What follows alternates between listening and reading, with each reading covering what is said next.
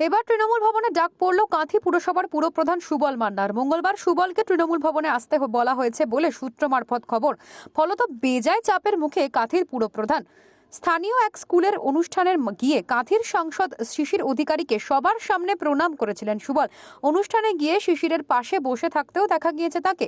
এই নিয়ে বিতর্কের শেষ নেই। গত শুক্রবারই শোকজ করা হয় সুবল মান্নাকে, আর এবারে একেবারে ইস্তফা দেওয়ার নির্দেশ। এসবের মধ্যেই আবার তৃণমূল ভবনে ডাক পড়ল সুবল মান্নার। আমাদের দলের আমরা নির্বাচিত 17 জন কাউন্সিলর ছিলাম।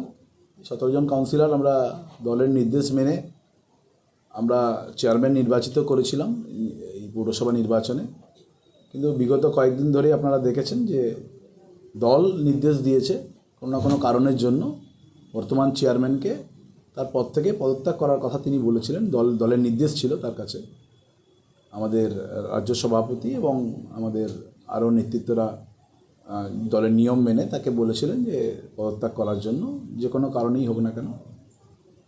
তো তিনি হয়তো সেই কথা রাখেননি। দলের যে কথা দলের ঊর্ধ্বতন কর্তৃপক্ষ বলেছিলেন, আমাদের নেতৃত্বরা বলেছিলেন, সেই কথা তিনি মান্যতা দেননি। প্রায় আজকে 8 দিন কেটে গেছে।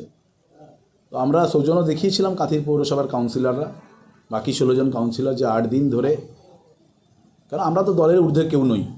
দল আমাদের সিম্বল দিয়েছে, টিকিট দিয়েছে, আমরা নির্বাচিত হয়েছি, আমরা একজন নির্বাচিত প্রতিনিধি হয়েছি। তো দল আমাদের আগামী দিনে যা নির্দেশ দেবে সেই নির্দেশই আমরা পালন করব, এটাই উচিত হওয়া উচিত।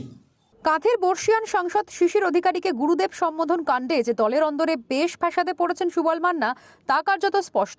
সুবলের মুখে শিশিরের ভজন শুনে বেজায় বিরক্ত তৃণমূল নেতৃত্ব।